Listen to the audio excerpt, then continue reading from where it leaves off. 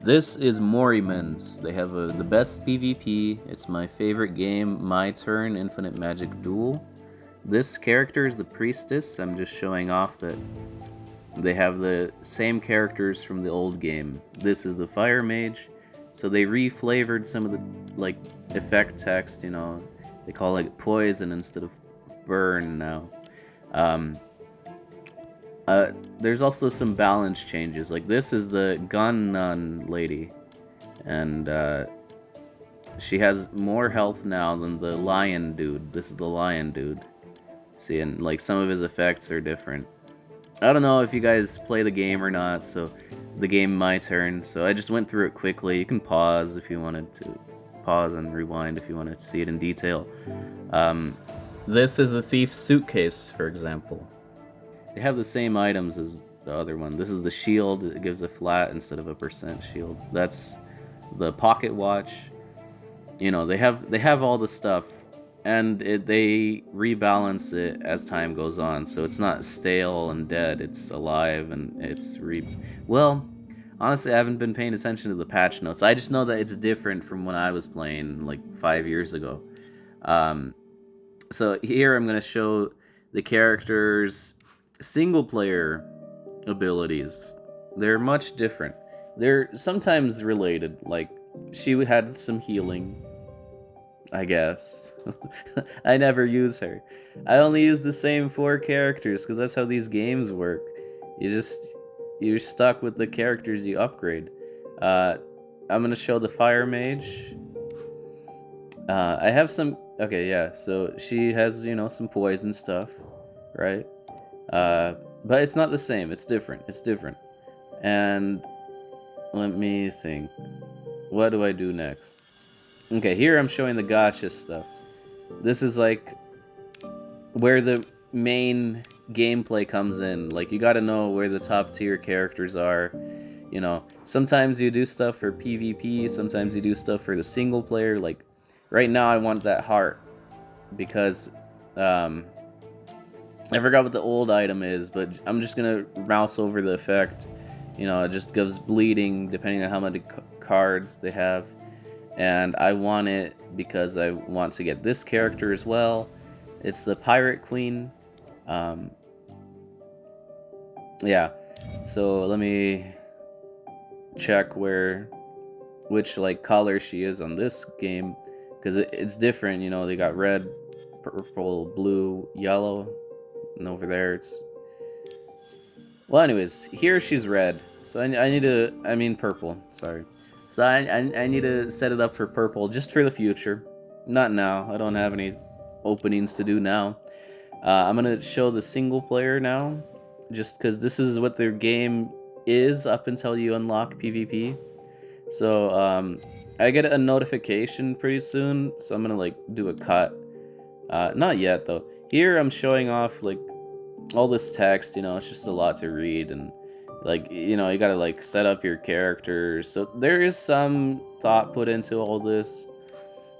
I just don't care to explain it, here he has a whole bunch of stuff to upgrade and read and all that. So if you're into it, I guess you could be into this too. I just care for the PvP though. Okay, so there was the cut. I got a notification. I'm over leveled for this level, so I'm gonna play sub-optimally, to put it nicely. I just don't really care about what's happening. I'm just playing out whatever I have, just trying to end the game quicker, because all I'm trying to do is unlock the reward at the end of the level. I'm not playing this level because I'm enjoying it. I'm only doing it because I want the resources and progression. So my lineup that I'm using has a whole bunch of counter related characters and one damage character, and I think I got some pretty top tier ones. I found the hidden thing. Each level has hidden resources, and I try to pick it up each level, so that's one objective done. And now I just have to finish the level without dying or without dropping below 50% health. And that's the other objective. There's also beat the boss fast enough. So I'm gonna do that effortlessly. I don't need to worry about that. So at this point, like I'm pretty strong. I can just get to the boss and win. I don't need to dilly-dally. It doesn't boost my rewards. Here I think I forgot if this was a mistake or not. Yeah, I think this was a mistake. I took more damage than I needed to. Like, if I used the tentacles to do damage instead of to shield me, I would have taken less damage from overall. Anyways, so I'm just getting through it quickly. I do still want to get powered up. So I'm just taking the stuff. Here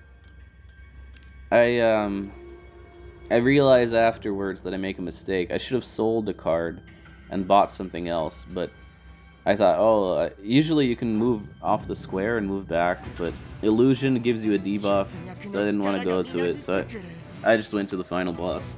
But if I had the opportunity to go back in time, I would sell a card and buy something else. So here I'm just doing the boss fight, you know, nothing special, nothing interesting. My shield is high enough with that middle thing.